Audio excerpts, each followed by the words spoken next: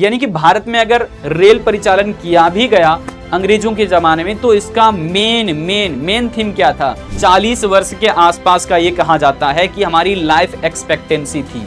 अब कुछ बच्चों के मन में सवाल होगा, क्या सर हम स्टैटिस्टिक्स उतना ही पढ़ेंगे जो कि अब तक कवर कर चुके हैं? कि जब हम लोग ये थ्योरी पेपर कवर कर रहे होंगे तो आपका जो रिवीजन है वो है रीत जहां की प्रीत सदा, मैं गीत वहां के गाता हूँ, भारत का रहने वाला हूँ, भारत की बात बताता हूँ।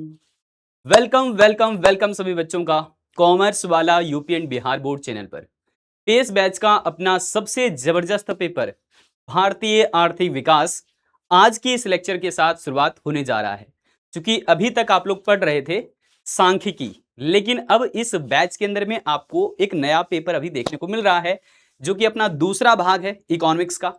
क्लास 11th में स्टेट बोर्ड के बच्चों का ये पेपर बहुत ही मजेदार होता है क्योंकि अपने देश के बारे में जानने को मिलता है, जहां से हम लोग कह सकते हैं कि भारत का आर्थिक स्थिति पहले कैसा था, उसके बाद कैसा रहा और अब कैसा है। तो ये पूरी जानकारी आपको इसी पेपर के माध्यम से मिलता है। तो हम लोग शुरुआत करने जा रहे हैं भारतीय आर्थिक विकास यानी कि इंडियन इकोनॉमिक डेवलपमेंट वाला पेपर है, और ये इकोनॉमिक्स का दूसरा भाग कहलाता है स्टेट बोर्ड के बच्चों के लिए, क्योंकि एक भाग में हम लोग पढ़ते हैं सांख्यिकी यानी कि स्टैटिस्टिक्स। अब कुछ बच्चों के मन में सवाल होगा, क्या सर हम स्टैटिस्टिक्स उतना ही पढ़ेंगे जो कि अब तक कवर कर चुके हैं? नहीं, आपका जो चैप्टर है वो लगातार चलता रहेगा चलता रहेगा चलता रहेगा, लेकिन हमने प्लान ही ऐसा किया है कि कुछ चैप्टर शुरुआत में स्टैटिस्टिक्स ये पढ़ेंगे, फिर इंडियन इकोनॉमिक्स का होगा और उसके बाद फिर से स्टैटिस्टिक्स पर जाएंगे। इससे फायदा आप लोगों को डबल मिलने वाला है। क्या कि जब हम लोग ये थ्योरी पेपर कवर कर रहे होंगे तो आपका जो रिवीजन है वो पीछे का हो रहा होगा और साथ साथ में कंप्लीट वर्तमान वाला भी। जैसे मैं आपको बताऊं कि स्टैट्स के हम लोग अब तक जो चैप्टर पढ़ चुके हैं वो तो आपको समझ आ गया होगा कि कौन कौन से चैप्टर हमने अभी तक कवर किए हैं। तो उन चैप्टर्स के अंदर में जो खास करके आपको प्रैक्टिस वाले हैं, डायग्राम वाले चैप्टर्स हैं, उसको प्रैक्टिस करने के साथ साथ आप ये थ्योरी वाले पेपर को आगे बढ़ा सकते हो। आपको इससे बोर भी फील नहीं होगा और आपके नोट्स भी जो जल्दी तैयार हो जाएंगे, आपको रिवीजन करने में भी अच्छा लगेगा। अब शुरुआत ऐसे किया है तो आपको बता दूं कि अपना जो बेस बैच है वो बिल्कुल फ्री बैच होता है क्लास 11th के बच्चों के लिए। तो आप इसे सर्च कर सकते हो pw.live जा करके, गूगल पर जाना, pw.live सर्च करना है और फिर आप देखोगे इस बैच का नाम क्या सर्च करना होगा? Pace state board 2026। आप जैसे लिखोगे Pace state board class 11th commerce 2026, ये बैच आपके सामने आ जाएगा। बिल्कुल फ्री बैच है, आप यहां पर भी देख सकते हो फ्री बैच है, बिल्कुल फ्री बैच है। तो आप इसको एक्सप्लोर कर लेना। एक्सप्लोर पर क्लिक करने से बैच के बारे में पूरा डिटेल जानकारी आपको मिल जाएगा कि बैच कब से शुरुआत हुआ है, कब तक चलेगा। वैसे इसकी वैलिडिटी आपके फाइनल बोर्ड एग्जामिनेशन तक होती है। जब तक कि क्लास 11th का कंप्लीट आपके एग्जाम नहीं हो जाते तब तक ये वैलिडिटी आपके पास रहेगा। इसके साथ में ही जिन बच्चों ने एनरोलमेंट नहीं किया है इस बैच के अंदर में, क्योंकि एक फ्री बैच है और यहां पर एनरोलमेंट नहीं किया है, तो जाकर के जल्दी से एनरोल कर लीजिए, क्योंकि बहुत सारे बच्चे ऑलरेडी एनरोल करके इसमें पढ़ाई कर रहे हैं। अब देखिए यहां पर हम लोग कैसे कहां से नोट्स प्राप्त कर सकते हैं। तो देखिए जैसे ही आप एप्लीकेशन ओपन करोगे ना, रजिस्टर कर लोगे मोबाइल नंबर वगैरह फ्री बैच के अंदर में, तो आपको मिल जाएगा यहां पर अलग अलग टैब, अकाउंटेंसी, गणित, या फिर कह लीजिए आपके इकोनॉमिक्स, इंग्लिश, हिंदी और बीएसटी के लिए ये जो अलग अलग टैब बने हुए हैं ये हैं सब्जेक्ट वाइज टैब। इसके अंदर जैसे ही क्लिक करोगे तो आपके पास नया सा ऑप्शन ऐसे दिखना शुरू हो जाएगा। फिर आप क्लासेस अटेंड किए हो कितना या नहीं वो यहाँ पर दिखेगा आपको। लेक्चर जितना ज्यादा कंप्लीट करते जाओगे ये परसेंटेज का रेशियो बढ़ता चला जाएगा। इससे आपको पता भी चलेगा कि आप सही तरीके से कौन से पेपर को कवर कर पा रहे हो। उसके अलावा क्लास की जानकारी आपको यहां पर मिल गया, तो सब्जेक्ट वाले ऑप्शन पर जाकर के आप क्लास वाइज चेकआउट कर लेना जो भी आपको मटेरियल चाहिए। जैसे वीडियो देखना है तो आप इसके वीडियो भी देख सकते हो, साथ साथ में इसके पीडीएफ मटेरियल कैसे डाउनलोड कर सकते हो। तो नोट्स डाउनलोड करने के लिए आपको देखना होगा नोट्स वाले सेक्शन पर। उसके बाद यहां पर जैसे ये आ चुका, आप ये देखोगे एक डाउनलोड का बटन दिया हुआ है, एरो दिया हुआ है, आप उस पर जैसे ही क्लिक करते हो इस प्रकार से खुल करके आएगा।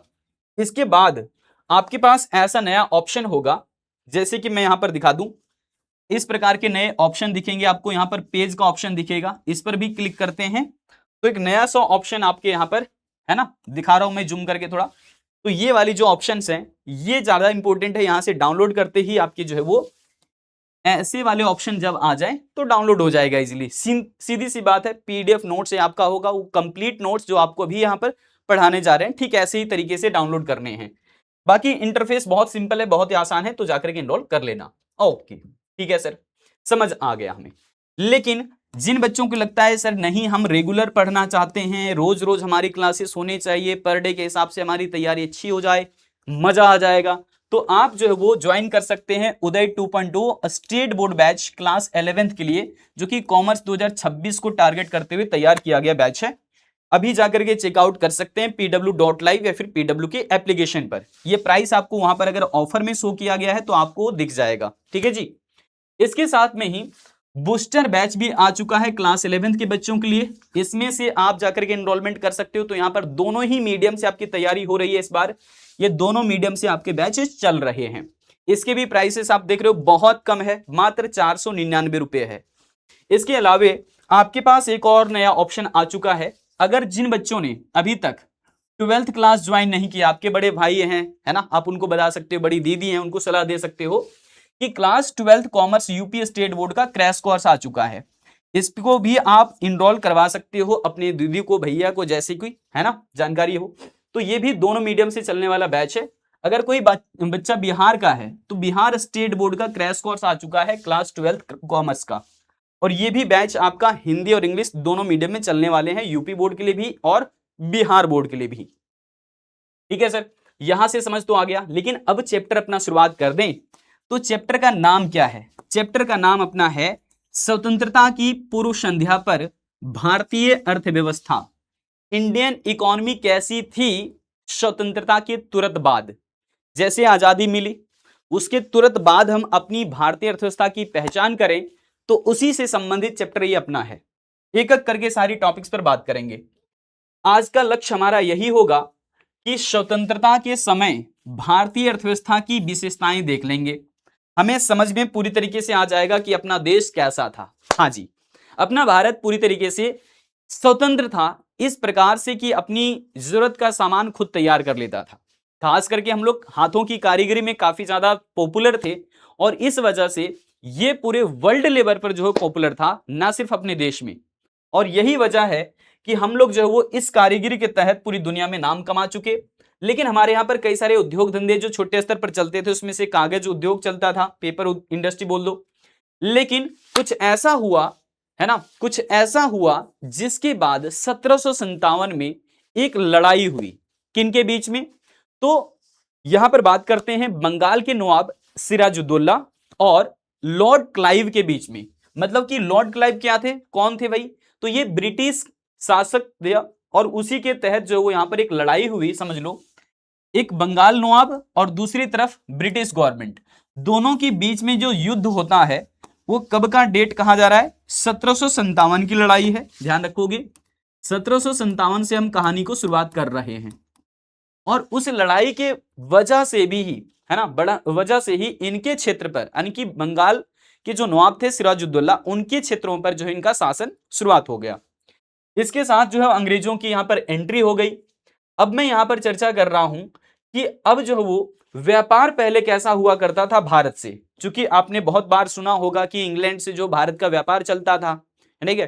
तो यहां पर इंग्लैंड में होता क्या है, इंग्लैंड में होता क्या है, एक नई औद्योगिक क्रांति छिड़ती है। औद्योगिक क्रांति जब भी होता है मतलब उद्योगों के उत्पाद बढ़ाने की कोशिश करते हैं लोग। अब औद्योगिक उत्पादन बढ़ाने का मतलब है कि रॉ मटेरियल की तो जरूरत होगी ही, कच्चे माल की आवश्यकता होगी, लेकिन वहां पर अगर उतनी मात्रा में उपलब्ध नहीं है तो दूसरे देशों से जुटाना पड़ता है, और भारत के पास ऐसे जो एक स्रोत मिल गया था उन लोगों को। इस वजह से पूरा का जो पूरा व्यापार होता था वो पहले इस रास्ते से हुआ करता था, जो कि काफी ज्यादा दूरी पड़ता था। यहां पर अपना भारत है, ठीक है जी, वर्ल्ड मैप में देखोगे तो यहां पर अपना भारत है। अब यहां पर क्या नजर आ रहा है कि इंग्लैंड से भारत तक पहुंचने के लिए काफी लंबी दूरी तय करना पड़ता था, लगभग आप कह लीजिए 19,800 किलोमीटर का ये पूरा डिस्टेंस हुआ करता था। लेकिन जब से सुएज कैनाल ओपन हुआ, अब ये कब ओपन हुआ था ये बताएंगे आपको आगे जस्ट, लेकिन अभी फिलहाल समझ लिए कहानी क्या है कि जब सुएज कैनाल ओपन हुआ तो पानी का जलमार्ग यानी कि कह सकते हो यहां से ओपन हो चुका। अब व्यापार के लिए इतना ज्यादा ट्रेवल नहीं करने की आवश्यकता है, बल्कि आप मात्र और मात्र 11,600 किलोमीटर की सफर करने हैं, जो कि पहले 19,800 किलोमीटर का सफर था। मतलब ये जो दूरी काफी ज्यादा पड़ता था, अब दूरी आसान हो गया, तो अब आना जाना भी बहुत ज्यादा होने लगा। अब इसके वजह से जी भी व्यापार का जो विस्तार है ये हो चुका। लेकिन लेकिन लेकिन अब कहानी आ जाती है कि अब भारत की स्थिति बनी कैसे। अब अंग्रेजों ने हमारे देश को किस प्रकार से जो नुकसान पहुंचाया, हमारे देश को क्या क्या दिया है। दिया तो ऐसे कुछ नहीं, मकसद तो सिर्फ इतना था कि जो इंग्लैंड में औद्योगिक क्रांति छिड़ी हुई उसके लिए कच्चे माल उनको जुटाने थे, और उसी मकसद के साथ भारत जो है वो आए। अब यहां पर देखेंगे इसकी पूरी कहानी हम लोग एक एक करके, मतलब यहां से आपका एक एक टॉपिक बहुत अच्छे से क्लियर होने वाला है। सबसे पहला पॉइंट नंबर 1, आज इस पूरी क्लास के अंदर में जो कुछ भी डिस्कस किया जाएगा वो एक साथ में आपको हमने नोट करके दे दिया है। जैसे कि आप यहां पर देख लो, हम लोग स्वतंत्रता के समय जो वो भारतीय अर्थव्यवस्था की विशेषताएं देख रहे हैं। इसमें पॉइंट नंबर 1 आपका ये रहेगा कि कृषि की स्थिति कैसी थी, क्योंकि भारत जो है सुनने में बार बार आया होगा आपको कि भारत हमारा जो शुरुआत से ही है ना, अपना प्यारा भारत शुरुआत से ही जो वो कृषि क्षेत्र पर ही आधारित अर्थव्यवस्था रही है। मतलब देश की ज्यादातर जो कार्यशील जनसंख्या है वो ज्यादातर लोग कहां लगे हुए हैं, खेती बाड़ी में लगे हुए हैं, प्रत्यक्ष रूप से या फिर अप्रत्यक्ष रूप से। हम लोगों ने ज्यादातर उद्योगों पर ध्यान नहीं दिया, तो इसलिए ध्यान रखोगे भारत एक कृषि प्रधान देश रहा है और इसीलिए हमें कृषि स्थिति चेक करना होगा। दूसरा, औद्योगिक क्षेत्र की स्थिति कैसी रही, उद्योगों का हालचाल कैसा रहा, कितने लोगों को यहां पर कम से कम रोजगार में लगते हुए हम लोग देख सकते थे। तो ये सब सारी बातें भी आगे करेंगे। इसके अलावे विदेशी व्यापार हमारा जो बिल्कुल लिमिटेड सा था, सीमित दायरे तक था, क्योंकि ज्यादातर व्यापार सिर्फ इंग्लैंड से हुआ करता था। हम अपने कच्चे माल जो है केवल इंग्लैंड को दिया करते थे। अब ऐसा क्यों था, ये सब सारी कहानी आपको आगे क्लियर हो जाएगा। उसके बाद देखोगे जनांगीय रूपरेखा, तो यहां से आपको पता चलेगा कि हमारे देश के अंदर में कितनी पॉपुलेशन थी, उनमें से हालात कैसे थे, शिक्षा और स्वास्थ्य का स्तर क्या था, साक्षरता दर कितनी थी, ये सारी बातें आपको आगे अभी पता चलने वाला है। इसके बाद आधारिक संरचना की बात करोगे तो भारत की कितनी सारी जनसंख्या कृषि क्षेत्र पर आधारित है, कितनी जनसंख्या उद्योगों पर आधारित है, और कितनी सारी जनसंख्या जो वो सेवा क्षेत्र पर आधारित है। मतलब हमारी जो टोटल पॉपुलेशन है वो कहां पर कितने परसेंटेज में लगे हुए हैं। इसी से पता चलता है कि एक अर्थव्यवस्था सबसे ज्यादा जो वो किस पर ज्यादा निर्भर है या फिर डिपेंडेंट है।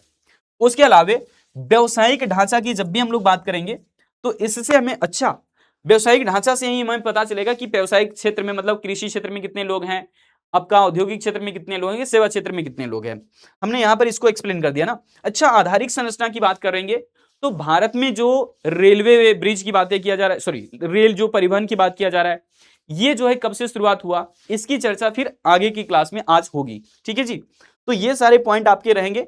कृषि क्षेत्र की स्थिति कैसी थी, औद्योगिक क्षेत्र की स्थिति कैसी थी, विदेशी व्यापार का हालचाल कैसा था, जनांकीय रूपरेखा कैसा था देश का, और उसके बाद आधारिक संरचना यानी कि बेसिक इंफ्रास्ट्रक्चर कैसा था, और फाइनली लास्ट में व्यावसायिक ढांचा कैसा था। मतलब अपने देश के लोग प्राथमिक क्षेत्र में कितने, द्वितीय क्षेत्र में कितने और तृतीय क्षेत्र में कितने परसेंटेज से लोग लगे हुए थे। इसी से पता चलता है कि एक देश का स्थिति कैसा था, ज्यादा परसेंटेज कहां पर डिपेंडेंसी है हमारी टोटल पॉपुलेशन। चलिए, अब भारत के अंदर में तो विविधता है बहुत सारी, अलग अलग जाति, अलग अलग धर्म, अलग अलग समुदाय के लोग रहते हैं, तो इस पर चर्चा हमें नहीं करना है फिलहाल। आपको पता है हमें आर्थिक मुद्दों पर ध्यान देना है। तो शुरुआत में आपको बता दूं कि यहां पर हमें हिस्ट्री तो देखना है, लेकिन वो वाला हिस्ट्री नहीं देखना है जो आप सामान्य हिस्ट्री समझते हैं। यहां पर एक ऐसा इतिहास है जिसे आप आर्थिक इतिहास कहेंगे। हम आर्थिक मुद्दों को यहां पर देखने वाले हैं, सभी तरीके से नहीं। ठीक है जी। तो यहां पर कुछ ना कुछ आपको मिसिंग सा लगेगा, बट यहां पर ध्यान रखना है आर्थिक मुद्दों को यहां पर जरूर शामिल हम करने वाले हैं। इकोनॉमिक्स के अंदर यही चीजें आपको फोकस करना है, हाईलाइट करना है। फिर आइए अब समझते हैं कृषि क्षेत्र की बातें। तो ब्रिटिश शासन के दौरान आप देखोगे भारतीय कृषि की स्थिति, तो सबसे पहले आप बता दोगे इसकी विशेषता क्या रही, निम्न उत्पादकता और उत्पादन का स्तर बहुत कम। ऐसा क्यों हुआ, क्योंकि इसके पीछे भी कई सारे फैक्ट हैं, कई सारे रीजन हैं जो कि आगे चल करके नेक्स्ट चैप्टर में भी कवर किया जाएगा। जैसे कि हमारे यहाँ पर जमींदारी प्रथा का लागू हो जाना, जिससे कि मजदूरों का या फिर अपने देश के किसानों का काफी ज्यादा शोषण हुआ। तो ये एक बहुत बड़ा कारण रहा कि लोग अपने खेतों पर ही मेहनत नहीं करना पसंद करते थे, क्योंकि उसका लगान का हिस्सा बहुत ज्यादा चला जाता था। तो ये एक बहुत बड़ा मुद्दा रहा देश के अंदर में, वही बोलेंगे जमींदारी प्रणाली थी या फिर प्रथा था। कृषि जो है ना, यहाँ पर मजबूरन ऐसा किया गया कि हमें कॉमर्शलाइजेशन की तरफ जाना पड़ा। मतलब हमारी जो कृषि थी पहले, वो मात्र और मात्र सिर्फ था जीवन निर्वाह कृषि, मतलब सिर्फ इतना कृषि करना है, इतना खेती बाड़ी करना है कि अपने परिवार का, अपने खुद का भरण पोषण हो जाए, इससे ज्यादा हमें नहीं चाहिए था। लेकिन जबरदस्ती हमारे यहाँ पर ऐसी कृषि व्यवस्था प्रणाली को लागू किया जिसमें कि हम लोग नील की खेती या फिर कपास की खेती करने पर मजबूर हुए, और ये मजबूरन ही हमें जो है शुरुआत से करना पड़ा। और जब ऐसी फसलों को बार बार लिया जाता है ना, तो अपनी भूमि की उत्पादकता शक्ति कम होती चली जाती है। ठीक है, ध्यान रखिएगा। नेक्स्ट जो है वो निम्न उत्पादकता का एक सबसे बड़ा ये भी कारण रहा कि कृषि आधारित संरचना में निवेश की कमी, क्योंकि ना ही सिंचाई पर कोई ध्यान दिया गया और ना ही जो वो गोडाउन वगैरह तैयार किए गए, तो इसकी वजह से किसानों को काफी ज्यादा जो है डीमोटिवेशन मिला। नेक्स्ट देखोगे, भूमि के स्वामी तथा जोतने वाले किसानों के बीच में बहुत बड़ा खाई, मतलब जमीन का असली मालिक जो है जमींदार हुआ करता था, और किसान केवल और केवल जो है मजदूर के तौर पर उसमें काम किया करते थे। मतलब यहां पर मजदूरों का दोहरा शोषण या फिर किसानों का दोहरा शोषण हुआ करता था। नेक्स्ट देखोगे, छोटी और खंडित जोतें थी, मतलब अलग अलग जगहों पर हमारे खेत हुआ करते थे, टुकड़े अलग अलग जगह पर इसलिए हुआ करते था क्योंकि जो वितरण की बातें हैं, भूमि का वितरण वो असमान ढंग से हुआ था, और असमानता की वजह से ही लोगों की आमदनी बहुत कम थी।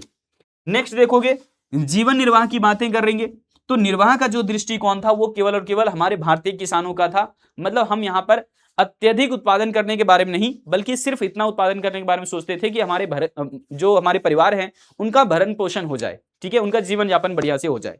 तो ये थी हमारी जो है कृषि प्रधान अर्थव्यवस्था की कुछ खास बातें।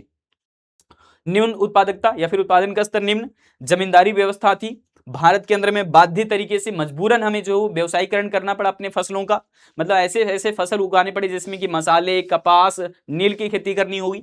फिर कृषि आधारित संरचना में हमने निवेश नहीं देखा, मतलब कुछ भी ऐसा कार्य नहीं किया गया जिससे कि किसानों को बढ़िया महसूस हो, बढ़िया फीलिंग आए कि हाँ ठीक है आप उत्पादन और तेजी से बढ़ाएंगे, ऐसा कुछ नहीं किया गया निवेश, ना ही सिंचाई पर ना ही किसी और चीजों पर। तो भूमि के स्वामी यानी कि जो भूमि के हकीकत मालिक हुआ करते थे वो थे जमींदार, और भूमि को जोतने वाले हुए करते थे किसान, जिनको मजदूर के तौर पर काम बस मिलता था। तो ये सब जो है वो बातें को आप समझ चुके हैं। अब देखते हैं इसके अंदर और भी पॉइंट्स जो कि आपको मैं एक एक करके बताने वाला हूं। औद्योगिक क्षेत्र के लिए उद्योगों का हालचाल कैसा रहा, सबसे पॉइंट नंबर 1 ये भी बनता है, उद्योगों का हालचाल कैसा रहा, स्थिति कैसी रही। तो देखिए भारत में ज्यादातर जो कार्यशील जनसंख्या है वो कृषि क्षेत्र पर ही आश्रित था, कृषि क्षेत्र पर ही डिपेंडेंट था। लेकिन इसी के कारण हम उद्योगों पर ज्यादा ध्यान नहीं दे पाए। अच्छा, हमारे यहां पर जो भी उद्योग था वो हस्तशिल्प था, मतलब हाथों की कारीगरी थी, और उसी में हम प्रभुत्व स्थापित कर चुके थे, मतलब हमारा दबदबा था। कहते हैं ना कि दबदबा था, दबदबा है, दबदबा बना रहेगा। लेकिन ये दबदबा बना नहीं रहा, असल में ये धीरे धीरे धीरे धीरे करके हम खो गए या फिर इसका पतन हो गया, आप ये कह लो। कैसे देखोगे, औद्योगिक क्षेत्र की स्थिति जानने की कोशिश कर रहे हैं तो भारतीय उद्योग जो कि पहले हस्तशिल्प हुआ करता था, जिसमें कि हम पूरे के पूरे विश्व में पॉपुलर थे, लेकिन यहां पर जो है ब्रिटिश शासन के आ जाने से क्रमबद्ध तरीके से धीरे धीरे करके इसका विनाश हो गया। मुख्यतः देखोगे ब्रिटिश सरकार की जो भेदमूलक नीतियां हैं, जो डिस्क्रिमिनेशन पॉलिसी अपनाया कि अंग्रेजों के लिए कुछ अलग कानून रहेंगे और अपने जो देश के लोग हैं उनके लिए अलग कानून थे, तो ये जो है भेदमूलक नीति कहलाता है। और इसके कारण ये चीजें जो धीरे धीरे पतन होता चला गया, जो हमारी हस्त कलाकारी थी वो धीरे धीरे खत्म होता चला गया। फिर हम लोग बात करते हैं कि भारतीय बाजारों में सस्ती औद्योगिक वस्तुओं को जो है वो शुल्क मुक्त प्रवेश की अनुमति दे दी गई, यानी कि जो भी ब्रिटेन में बनकर के सामान तैयार होता था उसको भारत लाया गया बिल्कुल किसी भी प्रकार से टैक्स लगाए बिना, यानी कि बिल्कुल कम टैक्स के साथ या फिर बिल्कुल फ्री फ्री जो है वो अपने देश में इंपोर्ट कर दिया गया। यहां पर आने के बाद लोग उसको परचेज करते थे। अब धीरे धीरे यहाँ के लोग ही जो वो आदी होते चले गए अपने औद्योगिक उत्पादों का, हालांकि वो अपने देश में नहीं बना था, अपने देश से कच्चे माल गया था इंग्लैंड, इंग्लैंड में फाइनली वो प्रोडक्ट बना और वापस में भारत में आकर के बिका। मतलब हमारा ही साधन उन लोगों ने ले लिया और वहां से बनी हुई वस्तु फिर हमको ला करके बेच रहा है, मतलब हम ही से प्रॉफिट कमा रहा है डबल। हमारे कच्चे माल सस्ते में ले गया और महंगे में बना करके हमको वापस बेच भी रहा है। तो इस तरीके से डबल डबल प्रॉफिट चार्ज करने की कोशिश किया और अत्यधिक लाभ करने की कोशिश किया अंग्रेजों ने सिर्फ। कह रहे कि जबकि भारत से जो हस्तशिल्प वस्तुओं पर निर्यात लगता था, निर्यात शुल्क लगता था, वो काफी ज्यादा लगता था। मतलब हमारे देश से कोई चीज बाहर जा रही है, दूसरे देश जा रहा है, तो उस पर काफी ज्यादा जो है टैक्सेस चार्ज किए जाते थे। भारत में हस्तशिल्प घरेलू और अंतरराष्ट्रीय दोनों बाजारों में अपना अस्तित्व खो बैठा। एक तो अपने देश में जो सामान दूसरे देशों से आना शुरू हुआ, इंडस्ट्रियल प्रोडक्ट आना शुरू हुआ, तो इसकी वजह से अपनी जो हाथों की कारीगरी है, ये धीरे धीरे लोग इसकी डिमांड कम कर दी, चूंकि ये महंगा बनता था। और दूसरी बात कि हमारा जो प्रोडक्ट घर में ही नहीं बिक रहा, अपने देश में ही नहीं बिक रहा है, और हम जब एक्सपोर्ट कर रहे हैं तो उसमें काफी हाई चार्जेस लग रहे हैं, तो इसलिए हम एक्सपोर्ट पर भी ज्यादा ध्यान नहीं दे पाए, और जिसकी वजह से अपने घरेलू बाजार में भी और विदेशी बाजार में भी, अंतरराष्ट्रीय बाजार में भी इस चीज का पतन हो गया, अपनी हस्तकलाकारी खत्म हो गई। समझ आ गया? आधुनिक उद्योगों का विकास कठिन था। जो मॉडर्न इंडस्ट्रीज हैं, जो आज के जमाने आप देख पा रहे हैं, मशीनों के लिए इंडस्ट्री है ना, छोटे छोटे वस्तुओं के निर्माण के लिए इंडस्ट्री है, बिस्किट की फैक्ट्री दिख रहे हैं, चीनी के मिल दिख रहे हैं, तो ये सब जो चीजें हैं आप अभी आगे देखोगे हमारे साथ में, जस्ट आपको एग्जांपल के तौर पर दे देंगे। लेकिन अभी का जो उद्योग धंधा है, उस प्रकार से पहले उद्योगों को स्थापित कर पाना इतना पॉसिबल नहीं हुआ करता था, सिर्फ और सिर्फ किसकी वजह से?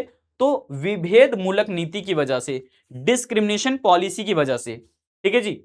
इसमें राज्य पहल का, यानी कि सरकार की पहल का अभाव था। सरकार हस्तक्षेप नहीं कर रही थी हर मामले में देखोगे तो, और खास करके पूंजीगत वस्तु उद्योग लगभग नहीं के बराबर था। औद्योगिकरण की प्रक्रिया एक तरफा ही चल रहा था। एक तरफा चलने का मतलब है कि सिर्फ और सिर्फ हमारा जो है दूसरे देशों से बना बना प्रोडक्ट भारत में आ रहा था, लेकिन हम कोई सामान बना करके दूसरे देश एक्सपोर्ट नहीं कर पा रहे थे। भारत से एक्सपोर्ट क्या होता था? कच्चा माल। और भारत में इंपोर्ट क्या होता था? बनी बनाई औद्योगिक उत्पाद। ठीक है जी। अब समझते हैं हम लोग यहां पर कुछ एग्जांपल्स के तौर पर, देखोगे आगे यहां पर हमने आपके लिए रखा हुआ है लास्ट में एक क्वेश्चन करके। अगर आपसे कोई सवाल करता है तो आप इसके सवालों के जवाब दे पाएंगे बहुत बढ़िया तरीके से। एक सेकंड में आपको दिखाऊं। हाँ जी। यहां पर कौन कौन से इंडस्ट्रीज? पेपर इंडस्ट्रीज, मिल इंडस्ट्रीज। अच्छा ठीक है जी, हाँ कोई नहीं, मैं आगे आपको कवर कर लूंगा इस टॉपिक की। अब देखते हैं तीसरे पार्ट, तीसरी विशेषता। भारत का अंतरराष्ट्रीय व्यापार दो प्रकार से प्रभावित हुआ, दो तरीके से इंपैक्ट हुआ। अपने भारतीय बाजार में नेगेटिव इंपैक्ट पड़ने का सबसे बड़ा दो रीजन है। पहला रीजन जो मैंने आपको पहले ही बता दिया कि भारत में निर्मित वस्तुओं का निर्यात के स्थान पर कच्चे माल का निर्यात होता था। हम दूसरे देशों से सामान क्या करते थे? आयात करते थे। लेकिन जब एक्सपोर्ट करने की बारी आती थी तो हम सिर्फ और सिर्फ कच्चे माल ही एक्सपोर्ट किया करते थे। अब सर ऐसा मजबूरन करना पड़ता था, ऐसी पॉलिसी ही बना रखी थी कि हमें एक्सपोर्ट करना है तो इस तरह के प्रोडक्ट ही हम सस्ते में एक्सपोर्ट कर पाते थे। अगर हम कोई प्रोडक्ट बना करके एक्सपोर्ट कर रहे हैं तो काफी ज्यादा हमको महंगा चार्ज चुकाना पड़ता था उसके लिए। अब यहां पर कह रहे हैं कि सोने चांदी, जिसको हम बुलियन कहते हैं, कि आयात के स्थान पर हमारे जो है केवल और केवल इंडस्ट्रियल प्रोडक्ट मिले, और इंडस्ट्रियल प्रोडक्ट का ही आयात होने लगा भारत में, जो कि मुख्यतः ब्रिटेन से ही जो वो आ रही थी। जो ज्यादातर प्रोडक्ट थे इंडस्ट्रियल प्रोडक्ट, वो कहां से आ रहा था? ब्रिटेन से ही आ रहा था, है ना, इंग्लैंड से ही आ रहा था। अब ऐसा कह लो। नेक्स्ट दूसरा रीजन समझोगे, एक तो हमने आयात कर लिया दूसरे देशों से खूब ज्यादा, खास करके ब्रिटेन से, और दूसरी क्या कह रहे हैं कि हम निर्यात क्या कर रहे थे? सिर्फ कच्चे माल का निर्यात कर रहे थे। मैंने पहले भी रिपीट किया इस चीज को। विदेशी व्यापार जो है ब्रिटेन तक ही जो है वो सीमित रह गया, वहीं तक हमारा जो वो बाजार सिमट करके रह गया, जिससे कि भारत बहुराष्ट्रीय निर्यात बंद हो गए। हम अलग अलग देशों में अपने प्रोडक्ट को एक्सपोर्ट नहीं कर पाए, तो कहीं ना कहीं हम बार बार कह सकते हैं सिर्फ आयात करते चले गए, आयात करते चले गए, आयात करते चले गए। और आपको पता है कि जितनी बार हम दूसरे देशों से प्रोडक्ट को आयात करेंगे, उतना ही ज्यादा अपने देश का पैसा उसके देश की मुद्रा में कन्वर्ट होकर के उसके ही देश में चला जाएगा, मतलब अपनी संपत्ति चली गई बाहर। ठीक है जी। तो आयात करने से देश का संपत्ति बाहर चला जाता है, पैसे बाहर चले जाते हैं। अब सबसे इंपोर्टेंट वाला पार्ट, जनांकीय रूपरेखा की हालत कैसी थी, भारत के अंदर में कितने पॉपुलेशन थी, किस तरह से जो है यहाँ पर जीवन मृत्यु दर का खेल चल रहा था, देखते हैं जरा। तो भारत की जनांकीय रूपरेखा इस प्रकार है कि उच्च जन्म दर था, उच्च मृत्यु दर भी था, मतलब दोनों रेट हाई, बर्थ रेट भी हाई और डेथ रेट भी हाई। दोनों रेट अगर हाई हैं तो इसका मीनिंग है कि ना ही हमारे यहाँ पर जो है जागरूकता थी और ना ही शिक्षा का स्तर था और ना ही कह सकते हो स्वास्थ्य का स्तर था। चूंकि मृत्यु दर भी अधिक थी तो स्वास्थ्य का स्तर तो खराब ही होगा, पक्का सा बात है। नेक्स्ट देखोगे उच्च शिशु मृत्यु दर, जो ये बात को बताता है कि हमारे देश के अंदर में साक्षरता का स्तर भी निम्न था, क्योंकि अगर कम से कम पढ़े लिखे लोग रहते हैं ना तो इसकी वजह से शिशु मृत्यु दर को कंट्रोल किया जा सकता है। क्योंकि एक बच्चे का रखरखाव कैसे करने हैं, या फिर कह लो हम छोटी छोटी जानकारियां रख सकते हैं, बच्चों के बारे में जानकारियां रख सकते हैं, ये तो होगी अवेयरनेस की बातें। दूसरी तरफ अगर हमारा हेल्थ इंफ्रास्ट्रक्चर बेहतर होता उस समय तो कहीं ना कहीं ये उच्च मृत्यु दर की जगह पर लिखा रहता निम्न मृत्यु दर, तब हमें खुशहाली देखने को मिलता देश में। लेकिन हाई जो है वो यहाँ पर अगर मोर्टेलिटी रेट दिख रहा है तो इसका सीधा सीधा मीनिंग है भैया कि अपने देश की हालत, स्वास्थ्य के स्तर उतने ठीक नहीं थे, बिल्कुल खराब थे, बद से बदतर था, ऐसा बोल सकते हो समझने के लिए। निम्न जीवन अवधि मतलब हमारा जो औसतन आयु था वो बहुत कम था, 40 वर्ष के आसपास का ये कहा जाता है कि हमारी लाइफ एक्सपेक्टेंसी थी। 40 वर्ष मात्र जीवित रह सकते थे, उस जमाने के हिसाब से कैलकुलेशन होता था तो पता चलता था कि औसतन हमारा उम्र 40 वर्ष होता, 40 वर्ष तक हम जीवित रह सकते थे, ये औसतन आयु होता है। लेकिन आज के समय में अगर हम हेल्थ स्टेटस को बेहतर थोड़ा देख पा रहे हैं तो कहीं ना कहीं उसका अच्छा इंपैक्ट भी आपको देखने को मिल रहा है कि भारत का जो लाइफ एक्सपेक्टेंसी है वो अभी 69 ईयर्स है, 69 वर्ष है। मतलब औसतन एक व्यक्ति इतने लंबे समय तक जीवित रह पाएगा। अब यहां पर देखिएगा ये जन्म के समय ही अनुमान लगाया जाता है। अब कह रहे हैं क्या, निम्न साक्षरता दर को ये दर्शा रही थी, मतलब साफ बात जो हमने पहले ही कहा कि अगर उच्च यहां पर जन्म दर है, उच्च मृत्यु दर है, उच्च यहां पर शिशु मृत्यु दर है, निम्न जीवन प्रत्याशा है या फिर निम्न जीवन अवधि है, तो ये सब कुछ इस बात को इंडिकेट करते हैं कि भारत में साक्षरता की दर बहुत कम थी। ये सभी विशेषताएं देश के आर्थिक और सामाजिक पिछड़ेपन का भी प्रतीक है, सिंबल है।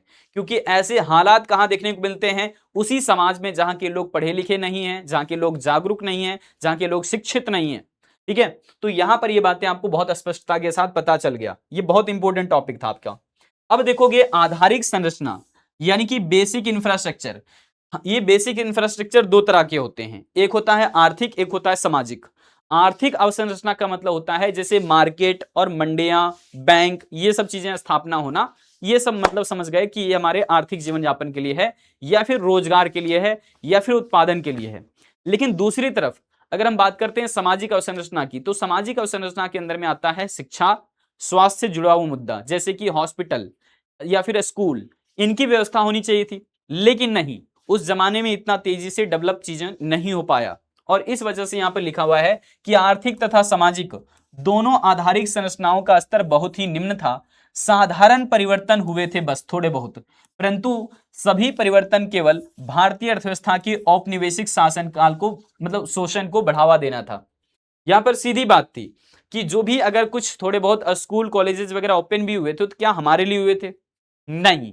जो परमानेंटली यहीं पर रह करके अपना कार्यभार संभालने की कोशिश कर रहे थे उनके बाल बच्चे यहां पर पढ़ने के लिए तैयार हुए केवल उस कॉलेजेस के अंदर में, इसलिए थोड़े बहुत कॉलेजेस का यहां पर आपको डेवलपमेंट देखने को मिलता है। ठीक है जी, जैसे कोलंबस कॉलेज के बारे में वो लोग बोलते हैं। ठीक है जी, तो ये सब सारी बातें आपको समझ आ गया होगा कि यहां पर हमने किस तरीके से आपको सारा बात बताया है बेसिक इंफ्रास्ट्रक्चर के बारे में।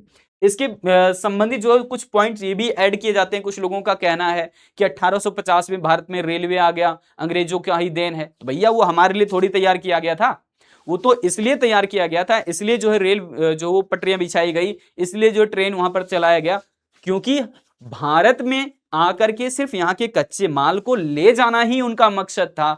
हमारे देश के नागरिकों के लिए ये सब रेल परिवहन शुरुआत नहीं किए गए थे, वो सिर्फ और सिर्फ उन लोगों ने अपने फायदे के लिए किया था ताकि भारत से कच्चे माल लेकर के अपने नजदीकी रेलवे स्टेशन और बंदरगाह तक आसानी से पहुंचा सके, बस इतना सा मकसद था।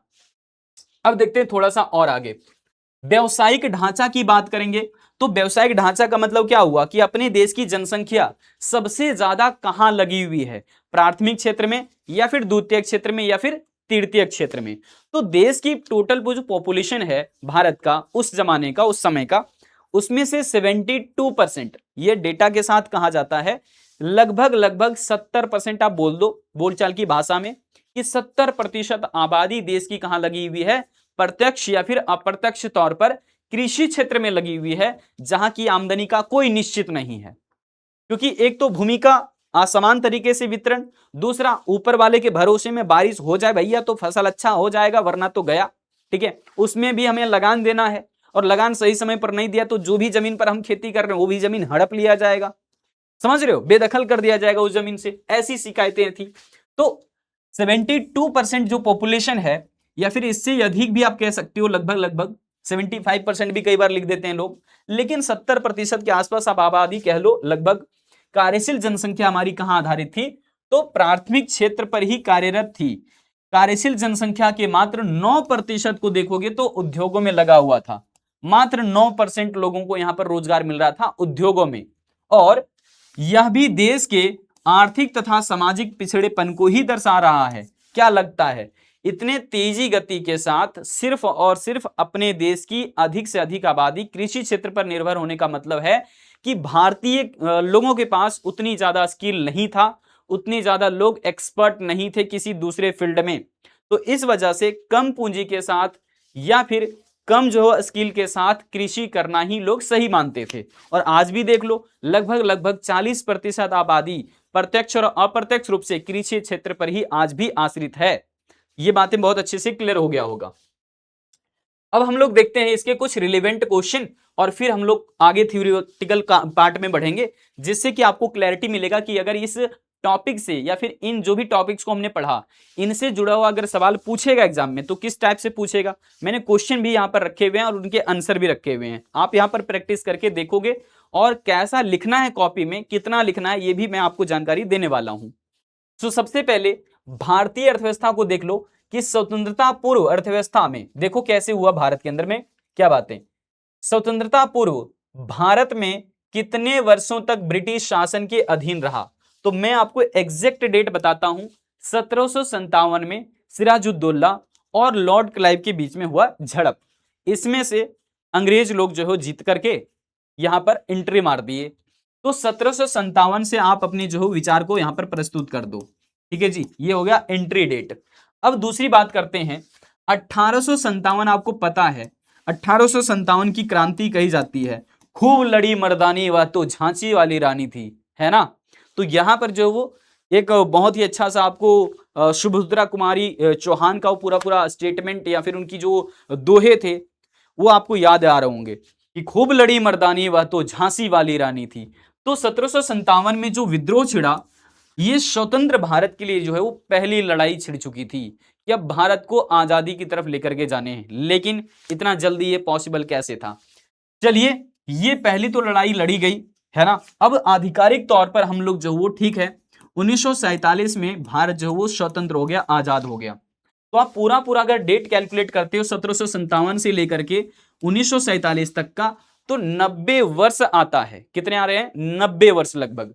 तो आप इसको बोल दो 100 साल लगभग बोल सकते हो, कोई दिक्कत नहीं, लेकिन 190 साल है एग्जैक्टली बात करोगे तो, क्योंकि 1757 से लेकर के हम काउंट कर रहे हैं 1947 तक का पूरा पूरा डेट। ठीक है जी। और ये लड़ाई का जो स्वतंत्रता के लिए पहली लड़ाई, भारत की आजादी के लिए पहली लड़ाई मानी जा रही है 1857। तो 1757 से लेकर के आप 1947 तक का काउंट करोगे 190 साल हो रहा है। और वही यहां पर सही जवाब क्या हो जाएगा, लगभग 100 वर्ष आप बोल सकते हो कि लगभग 100 वर्षों तक स्वतंत्रता से पूर्व भारत में जो ब्रिटिश शासन जो रहा। ठीक है, स्वतंत्रता से पहले लगभग लगभग 100 साल तक जो हमारा कानून था वो ब्रिटिश के अधीन रहा। आगे देखिए, अब आगे बढ़ते हैं। स्वतंत्रता पूर्व संध्या पर भारतीय अर्थव्यवस्था या फिर भारतीय जनसामान्य की आजीविका और सरकार की आमदनी का मुख्य स्रोत क्या था। हमारे देश की ज्यादातर पॉपुलेशन कहां डिपेंडेंट थी, कृषि क्षेत्र पर। तो सही जवाब क्या होगा कि यहीं से सबसे ज्यादा जो वो लोग आश्रित थे, यहीं पर सबसे ज्यादा लोग डिपेंडेंट थे। अगला सवाल लेते हैं हम लोग। अगला सवाल लेते हैं यहां पर एक और ऑब्जेक्टिव क्वेश्चन, जो कि आपको ऑब्जेक्टिव में ही पूछेगा, तो मैंने ऑब्जेक्टिव में ही रखा है। जैसे कि विश्व प्रसिद्ध मलमल सबसे ज्यादा मूल्य निर्माण क्षेत्र कौन सा रहा। भारत के अंदर में जो कपड़े तैयार होते थे ना, बहुत ही अच्छी किस्म के तैयार होते थे, पूरे वर्ल्ड लेवल पर पॉपुलर था। और बहुत ही अच्छी क्वालिटी होने का मतलब था बहुत कम मतलब दायरे में सिमट जाता था, समेटने पर इतना छोटा हो जाता था और खोलने पर बहुत बड़ा, मतलब यहाँ क्वालिटी जबरदस्त होती थी। और ये तैयार कहाँ होता था? तो ढाका के आसपास तैयार होता था अपने देश में, जो कि ढाका पहले अपने देश का हिस्सा हुआ करता था, पता ही आपको, बांग्लादेश का इलाका, क्षेत्र बोल दो। अब आते हैं यहाँ पे, स्वतंत्रता पूर्व ब्रिटिश शासकों द्वारा रची गई आर्थिक नीतियों का ध्येय था। मतलब स्वतंत्रता से पहले ब्रिटिश शासकों द्वारा जो नियम कानून तैयार किए गए आर्थिक आधार पर, उनका मकसद क्या था? भारत को विकसित बनाना? नहीं भैया। तो यहां पर भारत के विकास के बारे में तो उन लोग नहीं सोचेंगे। भारत से कच्चे माल ले जाना, कहां पर? ब्रिटेन, ताकि वहां पर इंडस्ट्रियल प्रोडक्ट बन सके, वापस में ला करके भारत में बेकरी कर सके, बेच सके। तो ब्रिटेन के आर्थिक हितों का संरक्षण और संवर्धन करना था। ये बातें सही है। फिर ऑप्शन देख लेते हैं, ऑप्शन सी में क्या लिखा है? भारत के आर्थिक हितों का संरक्षण और संवर्धन। नहीं, भारत के लिए तो नहीं सोचा था उन लोगों ने, भारत के विकास के लिए भी नहीं सोचा था, बल्कि ब्रिटेन के आर्थिक हितों का संरक्षण, यानी कि वहां की भलाई के लिए, ब्रिटेन की भलाई के लिए, है ना, ये तैयार किया गया था नीतियां उनके द्वारा, ना कि देश की अपनी भारतीय के लिए, भारतीय लोगों के लिए नहीं था ये नीतियां, सिर्फ और सिर्फ अपने फायदे के लिए किया गया था। अब आपने जो देखा था शुरुआत में, मैंने कहा आपको कि सुएज कैनाल जब खोला गया तो वो डिस्टेंस काफी जो वो नजदीक हो गया, उन लोगों के लिए आना जाना भी सरल हो गया, आसान हो गया। तो वो मैं आपको एक बार पिक्चर से दिखाना चाहूंगा और फिर मैं आपको यहाँ पर ऐड करूंगा उसके जवाब को। ठीक है जी, यहाँ पर रखा था जी, ये देखो, सुएज कैनाल जो खोला गया था इसके बारे में पूछा जाता है, क्योंकि देख रहे हो डिस्टेंस पहले कितना ज्यादा होता था, ब्रिटेन से भारत पहुंचना कितना लंबा पड़ता था, 19,800 किलोमीटर, जो कि सफर कितना आसान हो गया, बहुत कम, लगभग 11,600 किलोमीटर। तो ये डिस्टेंस यहां पर आप लोग समझ पा रहे होगे पिक्चर के माध्यम से। अब इसी कैनाल के बारे में बोला जा रहा है कि कब इसको जो ओपन किया गया था व्यापार के लिए, ये बताना है। तो स्वेज नहर के माध्यम से व्यापार का परिचालन किस वर्ष शुरू किया गया है? ये यहां पर डेट ध्यान से देख लो, 1767, 1869, 1879 और 1969। यहां पर बहुत कंफ्यूजन वाला पार्ट होता है आप लोगों का हमेशा से, इस बात को ध्यान रखोगे। 1869 यहां पर सही जवाब आपके हो जाएंगे। ठीक है जी, आगे बढ़ते हैं। अब हम लोग आगे बढ़ते हैं। अब यहां पर सही जवाब क्या आएगा? Tata iron and steel company. Tata iron and steel company, इसका फुल फॉर्म होगा टिस्को, शॉर्ट में बोलते हैं। तो टिस्को की स्थापना किस वर्ष हुई थी? अब कहोगे सर क्या हमारे देश में उद्योग भी खुले थे क्या? हाँ, अपने देश में अंग्रेजों के जमाने में ही उद्योग खुला हुआ था, जो कि Tata iron and steel company के नाम से ओपन हुआ था 1907 ईस्वी में। जमशेदपुर जी टाटा, जो जानते हो आप लोग, है ना, जमशेदपुर, पहले बिहार में था जमशेदपुर, लेकिन 2000 ईस्वी में 15 नवंबर 2000 को, है ना, अपना बिहार और झारखंड अलग अलग राज्य बना दोनों। तो इस तरीके से आप कह सकते हो कि Tata iron and steel company की बात जो कर रहे हैं 1907 में स्थापित हुआ था। तो 1907 में देखोगे तो जमशेदपुर पहले आता था बिहार क्षेत्र में, लेकिन अब जो जमशेदपुर है वो झारखंड के अंदर में है। कहां जी? झारखंड के अंदर में। ठीक है जी, ध्यान रखोगे। और यहां पर ये पूरा पूरा आपको जो मैंने बात बताया है, तो ये इंडस्ट्री सेटअप हुआ था, स्टील कंपनी है, ये स्टील कंपनी है, ध्यान रखोगे। आगे बढ़ते हैं। अब जो है वो एक और सवाल लेते हैं, बहुत इंपॉर्टेंट है। भारत में रेलों का आरंभ किस वर्ष हुआ? रेल परिचालन शुरुआत में कब किया गया था? तो 1850 ईस्वी में किया गया था। ठीक है जी, 1850 ईस्वी यहां पर सही जवाब होगा। अब आइए एक एक करके वो सवाल देखते हैं जो कि परीक्षा में डायरेक्ट पूछे जा सकते हैं। सबसे पहला सवाल, जब मैंने क्लास शुरुआत किया आज का, तभी मैंने आपको कहा कि हमारे देश के किसान कैसी खेती बाड़ी किया करते थे? जीवन निर्वाह कृषि, अपने परिवार के भरण पोषण के लिए काम किया करते थे। उतना उपज करना है जितने से अपने घर परिवार चल जाए भाई, बस उतने से मतलब था। हमें बेचना नहीं था फसल, हमें खुद के लिए उपज करना था। और इसलिए हम लोग ज्यादा फोकस कहां करते थे? यही धान और गेहूं, बस इन फसलों पर ध्यान देते थे हम लोग। मतलब मुख्य अनाज जो हमारा हुआ करता तो उस पर ध्यान था। तो जीवन निर्वाह कृषि करने का मतलब होता है वह प्रकार है खेती का जिसमें केवल और केवल निर्वाह फसलों का परिवार की मूलभूत आवश्यकताएं प्रदान करने के लिए किया जाता है, जिसमें कि आप चावल और गेहूं को मुख्यतः शामिल करते हैं। इस बात को ध्यान रखना, ठीक है। तो ये छोटा सा क्वेश्चन बनता है, 2 नंबर का, 1 नंबर का सवाल बनेगा, जवाब दे दीजिएगा। अब एक लॉन्ग क्वेश्चन मैं आपको दिखा रहा हूं, जो भी आपने पूरा डिटेल में कहानी पढ़ा था उससे रिलेटेड क्वेश्चन कैसे बनाया जाता है। मैंने तो सारा एक्सप्लेन आपको कर दिया वन बाय वन, लेकिन यहां पर क्वेश्चन कैसे बन सकता है उसका, जो शुरुआत में पढ़ा आपने कि स्वतंत्रता की पूर्व संध्या पर भारतीय अर्थव्यवस्था की दशा का वर्णन कीजिए। अगर इस तरह से लॉन्ग क्वेश्चन पूछा जाएगा तो इसका मतलब ओवरऑल बातें आपसे पूछा जा रहा है। तो कृषि क्षेत्र की स्थिति कैसी थी, उद्योगों की स्थिति कैसी थी, फिर हमारे यहाँ पर रेल परिचालन वगैरह की बात किया तो आधारिक संरचना के अंदर जिक्र करना है। इसके अलावे आप जो वो यहां पर उन तरह की चीजों का जिक्र करोगे जैसे मैंने वन बाय वन आपसे बात किया शुरुआत में ही। देखो कैसे लिखना है, मैं एक एक बातें आपको रीड करके बताता हूं। स्वतंत्रता की पूर्व संध्या पर भारतीय अर्थव्यवस्था के समक्ष, यानी कि समक्ष मतलब होता है सामने, कि भारतीय अर्थव्यवस्था के सामने कई सारी जो है सामाजिक और आर्थिक चुनौतियां जो उभर करके आई थी। तो बहुत सारे प्रॉब्लम्स थे, गरीबी है, असमानता है, ये चरम सीमा पर था, महंगाई भी चरम सीमा पर था। लगभग लगभग कह दो कि अंग्रेजों ने लगभग 200 वर्षों तक, लगभग लगभग कितना 200 वर्षों तक, यहां पर मैंने ऑब्जेक्टिव में कुछ 100 वर्षों का लगाया क्या, अच्छा यहां पर मैंने जो वो 90 वर्ष बोला क्या, अच्छा जी 190 वर्ष है ना यहां से गैप, ओहो सॉरी बाय मिस्टेक, 190 वर्ष हो रहा है ना यहां से यहाँ के बीच में, 190 वर्ष हो रहा है यहां से, यहाँ काउंट करोगे तो कितना हो रहा है, 190 वर्ष हो रहा है, केवल 90 नहीं 190 वर्ष। तो यहां पर तो ऑप्शन आपको मैं सुधार कर देता हूं, ऑप्शन आपके जो है बी होंगे ना, लगभग 200 वर्षों तक। अब ठीक है जी, वही मैं सोचूं इसमें गलत कैसे टिक कर दिया, अब देखोगे। हाँ, अब देखो यहां पर क्या है कि 200 वर्षों तक लगभग लगभग जो वो अपने देश के अंदर में ब्रिटिश गवर्नमेंट का शासन रहा, और ब्रिटिश शासन के अधीन रहने के कारण स्वतंत्रता के समय ही देश की दशा बहुत पिछड़ी हुई और बहुत गतिहीन था। गतिहीन कहने का मतलब डेवलपमेंट तो ऐसा हो रहा था जैसे लगता है कि रफ्तार धीरे धीरे चल रहा है कछुए की तरह, ठीक है जी, इसको बोलते हैं गतिहीन होना। अब देश की अर्थव्यवस्था को जानने की कोशिश करते हैं तो कृषि दशा के बारे में बता दीजिए कि अपनी कृषि अर्थव्यवस्था को देखें या फिर कृषि की हालत देखें तो बहुत खराब थी। भारतीय कृषि की दशा पिछड़ी हुई थी, ये आपका मेन पॉइंट है, मैं हाईलाइट कर दे रहा हूं। भारतीय कृषि की दशा कैसी थी, बहुत ही पिछड़ा हुआ था। यहां पर पॉपुलेशन तो ज्यादा लगी हुई कार्य करने के लिए, लेकिन इनकम उतना अच्छा नहीं हो रहा।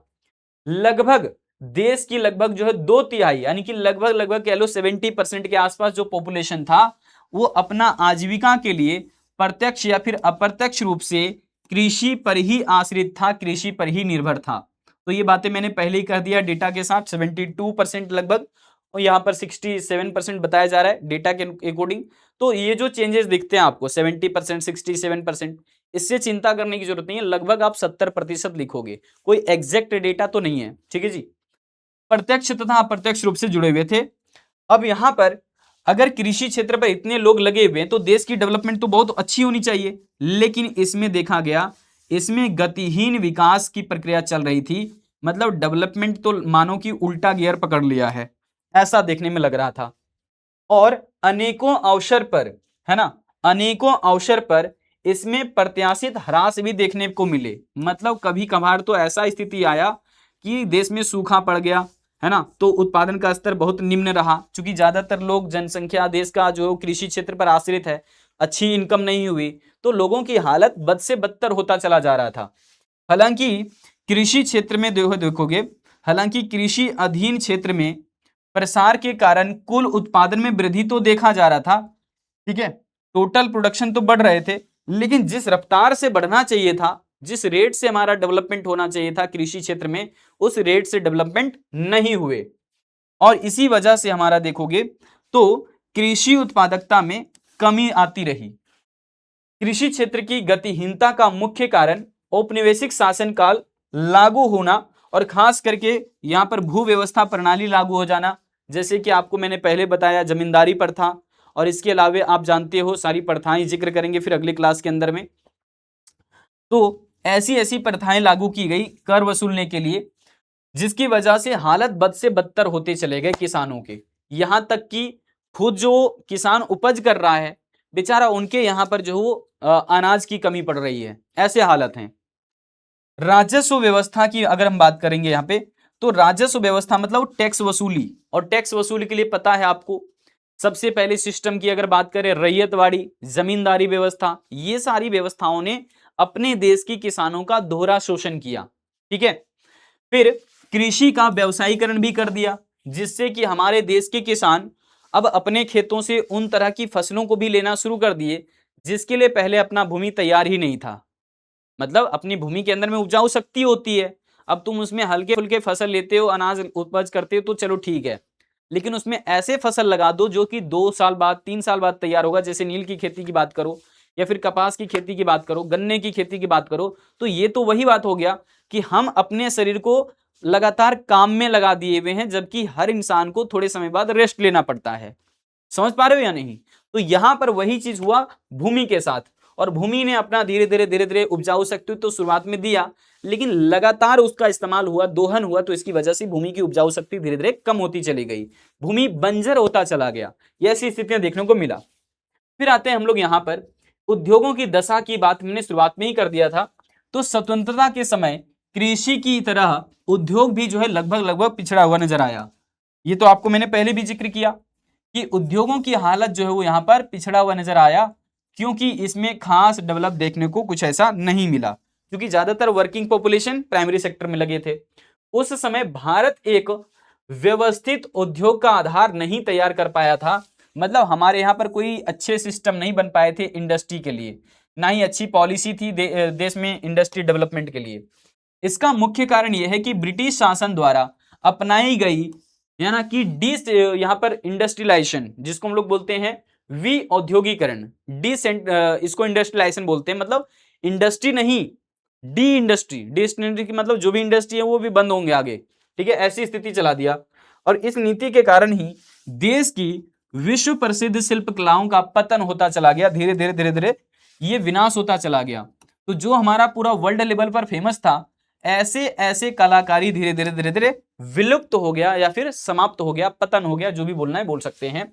किंतु उनके स्थान पर है ना किंतु उसका स्थान ले सकने वाली किसी आधुनिक उद्योग का आधार रचना नहीं किया गया, तैयार नहीं किया गया, इस बात को ध्यान रखो।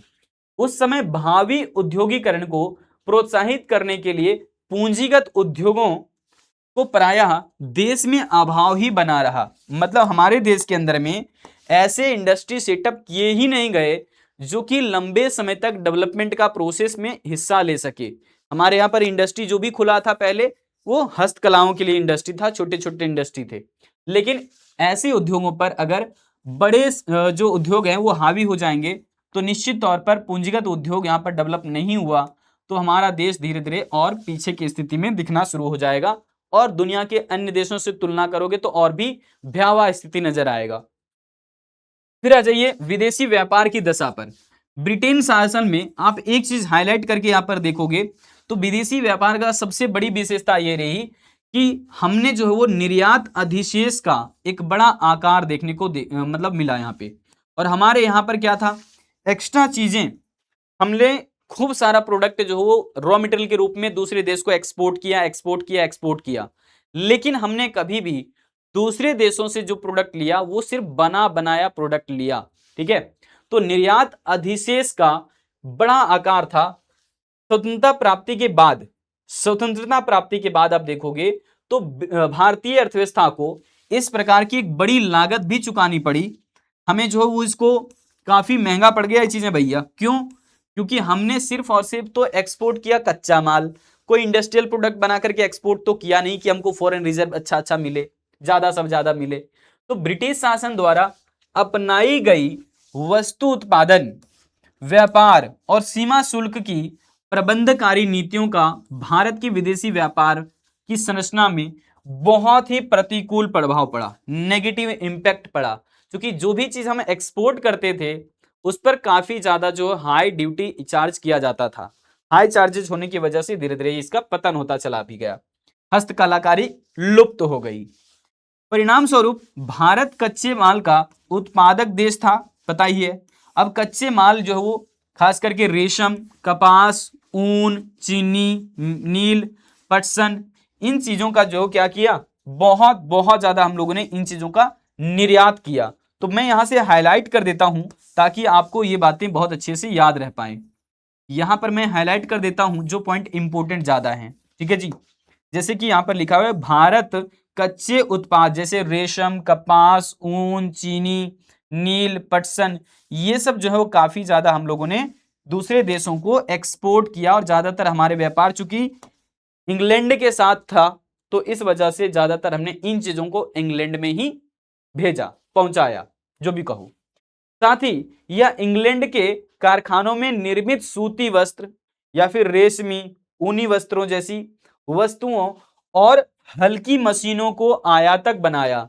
हमने पूंजीगत वस्तुओं को नहीं मंगाया दूसरे देशों से, इंपोर्ट नहीं किया, बल्कि हम लोगों ने हल्के फुल्के जो मशीन है उसको इंपोर्ट करवा लिया, मतलब काम चलाऊ। और हमने जो वो उसे एक्सपोर्ट क्या किया था, रेशम, कपास, ऊन, चीनी, ये सब सारा जो है चीजें। अब यहां पर देखोगे ज्यादातर जो व्यापार था भारत का, ज्यादातर जो विदेशी व्यापार आप देखोगे तो आपको एक बात बहुत स्पष्टता के साथ हमने यहां पर लिखा है कि भारत का अधिकांश व्यापार बहुत सीमित था। भारत का आधे से अधिक विदेशी व्यापार केवल और केवल अकेले आप देखिए तो इंग्लैंड तक ही लिमिट रह गया था। ये बात बड़ा इंपॉर्टेंट है, ये बात बड़ा इंपॉर्टेंट है। हर एक पॉइंट हमने हाईलाइट किया जो आपके एग्जाम के पॉइंट ऑफ व्यू से ज्यादा इंपॉर्टेंट थे, ज्यादा महत्वपूर्ण थे। आप इसको ऐसे ही अपने पेपर के अंदर में हाईलाइट करके रखिए, नोट्स के अंदर में हाईलाइट करके रखिए, या फिर अंडरलाइन केवल कर लेना, काम चल जाएगा आपका, ठीक है जी। तो ये बातें हो गई क्लियर। अब आधारिक संरचना की दशा पर बात करते हैं।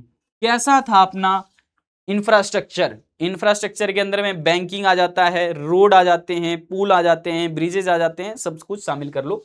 तो स्वतंत्रता के समय देश में आधारिक संरचना की दशा असंतोषजनक थी।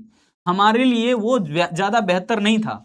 देश में सड़कों, रेलों, जहाजरानी, डाक तार तथा बिजली आदि का विकास अपर्याप्त था, नाम मात्र का था। और उस समय सभी आधारिक संरचनाएं जनोन्मुखी नहीं थी, मतलब हमारे देश के लोगों के लिए नहीं था। जनोन्मुखी नहीं होने का मतलब अपने देश की जनता के लिए अच्छा कोई चीज नहीं था, ना ही अच्छी सड़कें, ना ही अच्छा जो रेल मार्ग, ना ही अच्छा जहाजरानी, ना ही अच्छी जो डाक तार व्यवस्था, जिसको कम्युनिकेशन का सबसे महत्वपूर्ण पार्ट माना जाता है। तो यहां पर देखोगे तार व्यवस्था तो बहुत ही महंगी थी। अगर शुरुआत भी किया गया था 1852 में अंग्रेजों के द्वारा ये डाक तार व्यवस्था शुरुआत भी किया गया 1852 में, तो इसका पूरा पूरा सिर्फ और सिर्फ फायदा ब्रिटिश गवर्नमेंट को मिलता था, उनके कर्मचारियों को मिलता था, ना कि हम भारतीयों को। और ये बहुत महंगा हुआ करता था हमारे लिए, और जन सामान्य को बहुत ही आसानी से उपलब्ध नहीं थी। आधारिक संरचनाओं में उन्नयन यानी कि हवाई जहाज की बात कर रहे हैं, और प्रसार की काफी ज्यादा संभावनाएं दिख रही थी भारत के अंदर में, लेकिन ऐसा कुछ किया ही नहीं गया। ठीक है जी, क्लियर ना। ये देख लो रेल कब आया भारत के अंदर में, 1850 लिख दो। आगे आते हैं। अब यहां पर देखोगे आधारिक संरचना की दशा, ये मैंने तो क्लियर कर दिया, आपको पिक्चर लगा दिया था मैंने, इसलिए यहां पर हाँ जी ठीक है। अब हो गया लगभग ये 1 2, मैं काउंट कर लेता हूं एक बार, 1 2 3 4, हाँ जी ये चारों पॉइंट आपके आ चुके हैं, ये चारों पॉइंट आपके हाईलाइट हो चुके हैं। ठीक है, एक एक बात एक बार दोबारा से आप चेक करो। सबसे पहले देखो क्वेश्चन पूछेगा तो ऐसे पूछेगा, और आपको लिखने हैं कृषि की दशा मेन पॉइंट, उद्योगों की दशा मेन पॉइंट, विदेशी व्यापार सीमित दायरे तक था, ज्यादा निर्यात हम लोग करते थे कच्चे माल और लेते थे कौन सा, बना बनाए प्रोडक्ट, ये लिखना है। आधारिक संरचना की बातों में आपको इसके बारे में लिखना है। फिर ये होता है समाप्त। अब आ जाइए थोड़े समय के लिए हम जान लेते हैं, क्या सर यहाँ पर जनांकिकीय वगैरह हम उल्लेख कर सकते थे क्या? हाँ कर सकते थे, लेकिन क्वेश्चन को बहुत लंबा यहाँ पर विस्तारित रूप देना चाहते हैं तब, और वो मैंने आपको करके दिखा दिया है।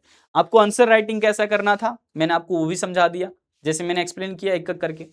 अब आइए थोड़ा सा समझते हैं नए क्वेश्चंस को। ये छोटा सा सवाल है कि कृषि के व्यापारीकरण से आप क्या समझते हैं, इसका क्या मीनिंग है, क्या अर्थ है। तो सबसे पहले यहां पर ध्यान देंगे कि कृषि के व्यापारीकरण का मतलब होता है स्वयं के उपभोग के लिए खेती करने के स्थान पर बाजार के लिए खेती करना। मतलब हम पहले जीवन निर्वाह कृषि किया करते थे, ऐसी खेती बाड़ी किया करते थे जिससे कि घर परिवार चले। लेकिन अब हमें मजबूरन कॉमर्शियलाइजेशन करना पड़ा। हमें जो वो मसाले की खेती, कपास की खेती, मूंगफली की खेती या फिर कतारी या फिर ईख की खेती बोलते हैं ना बोलचाल की भाषा में इसको, तो इस सब इन सब फसलों के लिए या फिर इन सब वस्तुओं के लिए हमें अपने भूमि का इस्तेमाल करना पड़ा। साथ ही साथ चाय की खेती, ये सब जो है कॉमर्शियलाइजेशन के मतलब मेन पार्ट माने जाते हैं। अब एक नया सा सवाल है कि ब्रिटिश शासन काल में कृषि का व्यवसायीकरण आखिर में किया क्यों गया? इससे क्या फायदा भारतीयों को हुआ? नहीं। सबसे पहले तो इसका फायदा जान लीजिए हुआ किसको? इंग्लैंड को हुआ। क्यों? क्योंकि वहां पर ही इंडस्ट्री सेटअप हुए थे। इंडस्ट्री का बहुत बड़ा रेवोल्यूशन छिड़ चुका था, उनको कच्चा माल की जरूरत था, भारत से आसानी से कच्चे माल उसको मिल जाते थे। तो ये सब सारे तरीके उनको लिखना है। तो लिखोगे कि ब्रिटिश शासन में या फिर ब्रिटिश शासन काल में कृषि का व्यवसायीकरण भारतीय किसानों को खाद्यान्न फसलों के स्थान पर नकदी फसलों की खेती करवाने के उद्देश्य से किया गया। इसके पीछे मूल भावना इंग्लैंड में लगे कारखानों के लिए सस्ता माल तैयार करना था भारत में। तो देखा सबसे बड़ा रीजन क्या निकल करके आया कि इंग्लैंड में जो इंडस्ट्रियल रेवोल्यूशन छुड़ चुका है, इंग्लैंड में लगे हुए कारखाने के लिए सस्ते कच्चे माल की उनको जरूरत थी और इस वजह से हमें मजबूरन इस तरह के फसलों का या फिर इस तरह की खेती को तैयार किया गया करने के लिए। ठीक है जी। फिर कह रहे हैं कि उन उद्योगों से निर्मित जो वस्तुएं हैं वो वापस ला करके भारत में बेचा गया। पुनः भारत को एक नया बाजार समझा गया कि फाइनल प्रोडक्ट ले जाकर के भारत में बेच दो, कच्चे माल भारत से निकाल लो, ये तरीका था। इस प्रकार अंग्रेज ऐसे दोहरे उद्देश्य के जरिए अपने उद्योगों के प्रसार, क्या बोला है, अपने उद्योगों के प्रसार से अपने ब्रिटिश जो सेटअप हुए थे इंडस्ट्री उसको तेजी से डेवलप किया और सबसे ज्यादा लाभ कमाने की कोशिश किया और कुछ नहीं। तो मेन पार्ट आपको समझ आ गया कि देश में अगर कॉमर्शियलाइजेशन किया गया क्रॉप्स का या फिर फसलों का कॉमर्शियलाइजेशन हुआ, व्यवसायीकरण हुआ, तो क्यों हुआ था?